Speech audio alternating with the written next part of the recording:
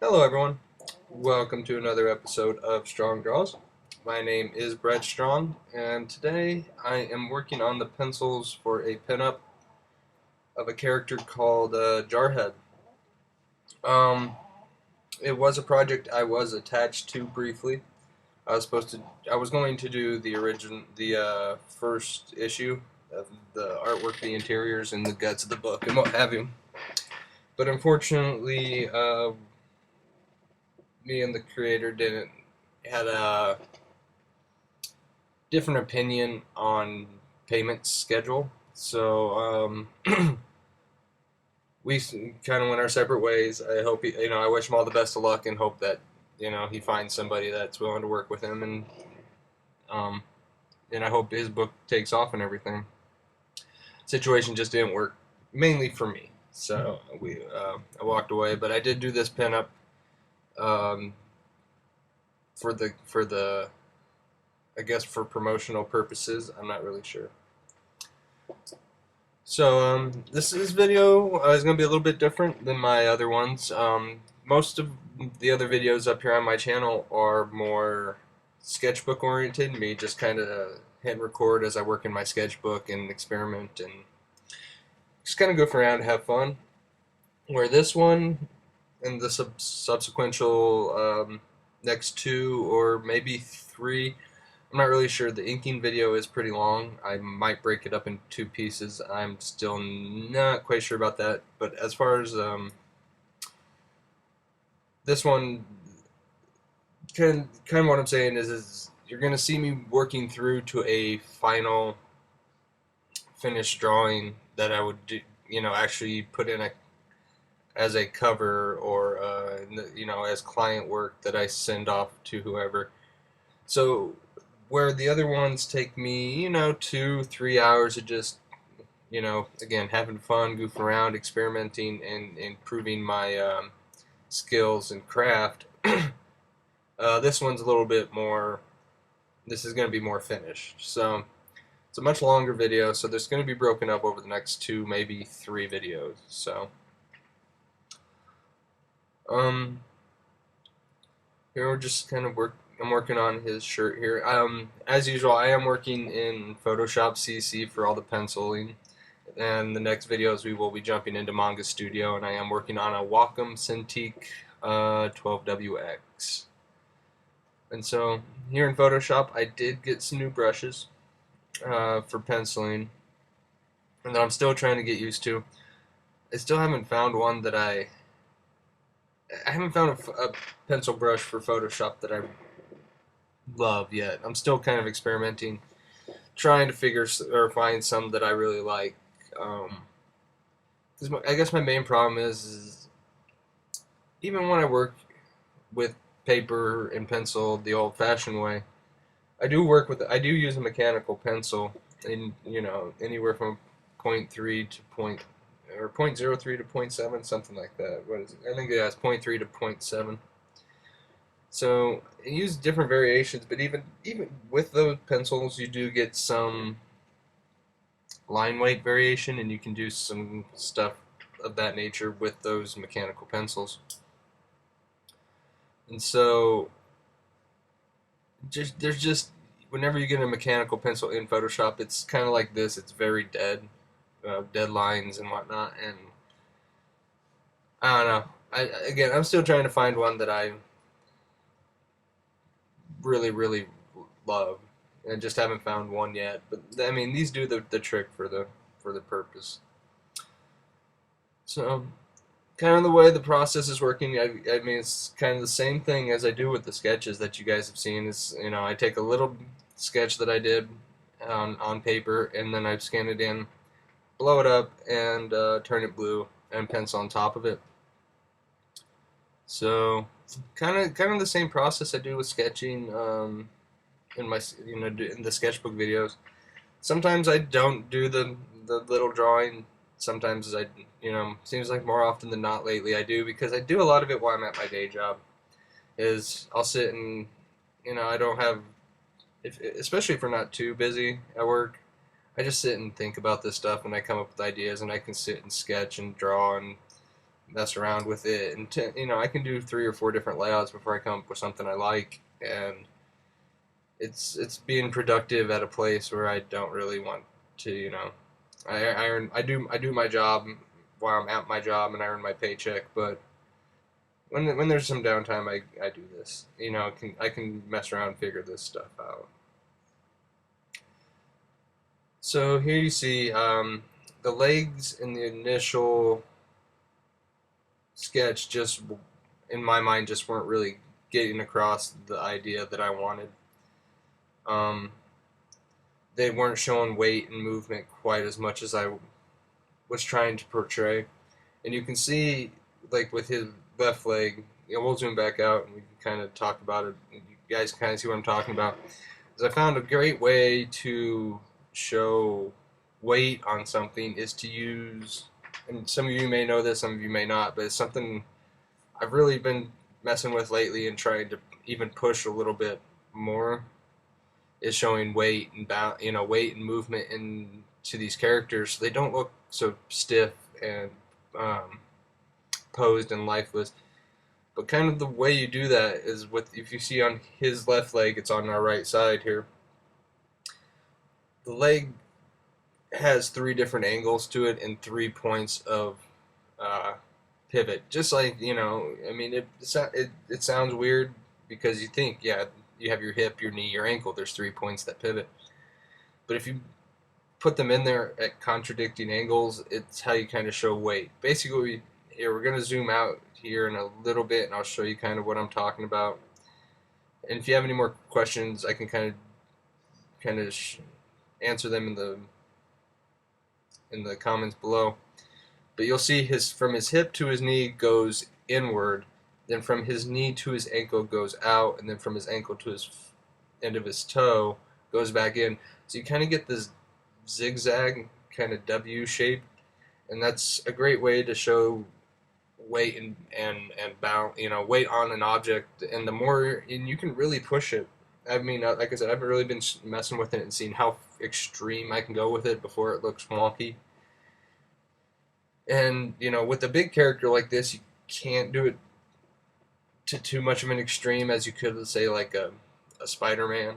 A skinny, more limber guy. I mean, this is a pretty big guy. You move him too much, he's just gonna, that knee's gonna snap. You gotta kind of think logically a little bit behind it. But you can see I kind of got this zigzag from his hip to his knee to his ankle to his toe, and that's kind of why he looks like he's really bearing down and putting weight onto that leg. So, mess around with that. Again, if you have any more questions, I've been thinking about doing tutorial videos where they'll be in real time, and I'll cover things kind of, along those lines of how to, kind of how to draw, how to show weight, balance, and how to draw hands and faces. If that's something you guys are interested in, let me know. It's something and if there's anything in particular that you're having troubles with, I'll try and make a video. With the limited stuff I have, it's still kind of an experimental thing, but it's something I wouldn't mind trying if it's something you guys are interested in. So let me know in the comments, and if there's anything in particular that you would like to see covered that you just don't understand or having some struggles with, or something that I do that you're kind of curious about, even if it's kind of how to work digitally. I'll help in any way I can. Just let me know what you guys want to do. So here we're working on the gun. Now, over the years I've drawn several guns, and I don't know if they're ever really fun per se. They can be interesting, and it's always they're fun in the fact that I don't draw them that often. And I was working on a book where I had to draw them quite a bit, but nowadays, I don't know, I'm not a big gun guy. I'm not into guns as a thing in action. I don't know. I just don't draw guns that much. So I prefer kung fu and maybe laser blasters or something over actual real world physical guns. But you know, this they get a little easier the more you do them. Technical drawing in any respect is probably the least fun to do. I do still look up reference, and so this was supposed to be a Desert Eagle, and it it kind of turned into a weird hybrid of a Desert Eagle and kind of a Smith and Wesson, kind of again weird little hybrid. And it's no particular gun, but it you can tell what it is, and it looks kind of cool in the end. So that's kind of all that really matters. And sometimes in comics is just how cool does it look. That's also the kind of the fun part about drawing this stuff. It you know it even though you have reference and you kind of after a while you start to be able to tell what looks like a gun, what doesn't look like a gun. You know, it sounds weird, but there's certain things you have to add to a gun to make it look like a gun. And certain things, if you put it on there, it stops kind of reading to people as a threatening weapon. So it's usually, as always, it's always those little details that you kind of how do I say this?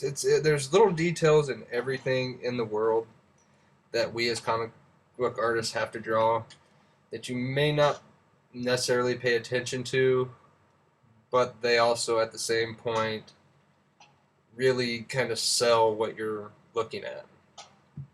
Like with the guns, there's little knobs and switches and for the safety, for the magazine release, for the for a few things, and in my opinion, I mean, I've seen guys that don't draw that stuff in there.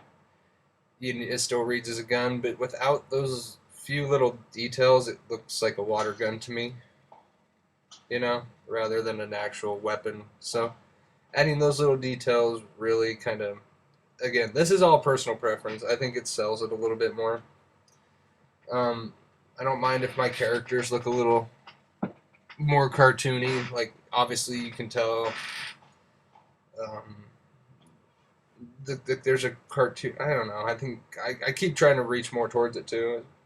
Kind of a more bouncy, cartoony feel, which I've talked about in other videos. But the objects in the world kind of around them, I like to feel play a little more straight, a little more realistic.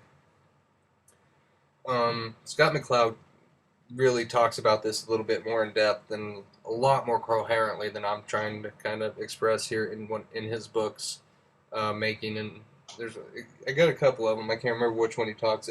One's called Making Comics, and one's Understanding Comics. And he uses books like 1010 as examples, but making the world around him look a little bit more realistic. You can make your main characters or your characters in the book look a little more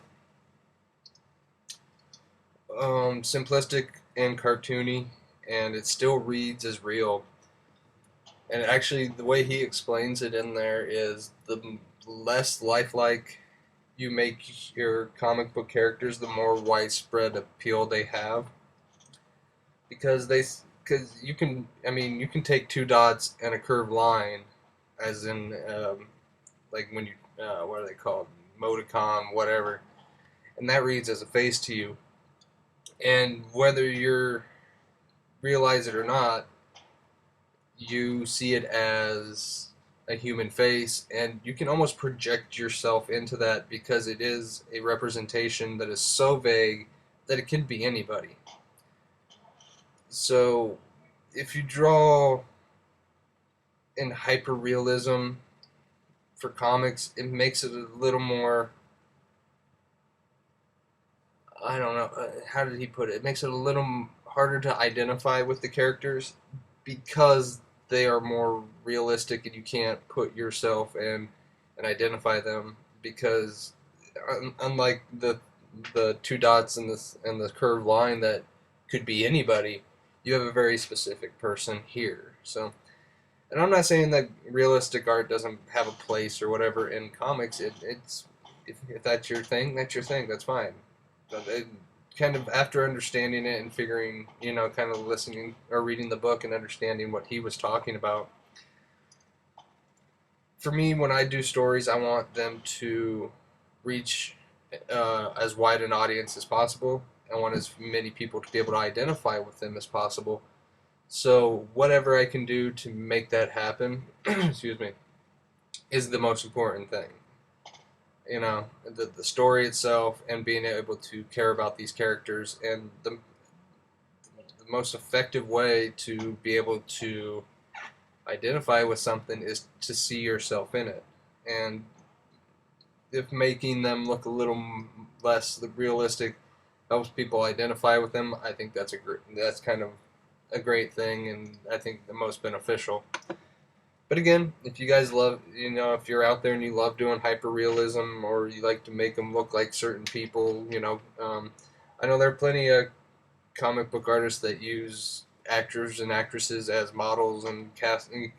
As Jeff Loeb said, they kind of cast the comic book like they would a movie. There's nothing wrong with that, just not for me. So. Alright, so here we're going to start working on the background. Now the background is just going to be all kind of it's a couple buildings, but are from a city or whatever, that apparently kind of the story is this character is blown the hell out of and is going to be walking out of the rubble.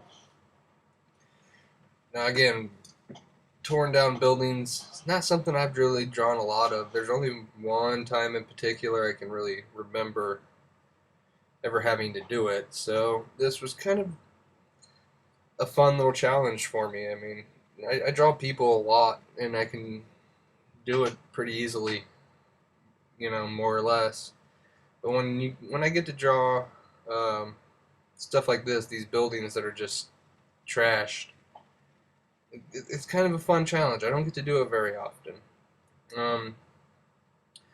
The last time I drew something that got destroyed by, to this extent, was I submitted to Marvel at Comic-Con about a year ago now? 2 years, something like that. And I sent the pages off to a few people on the internet, and Todd Knock actually answered my request to kind of have a portfolio review before I went to Comic-Con. Said a lot of nice things, but one of the things that always stuck with me was there was a car that Thanos was fighting Spider-Man.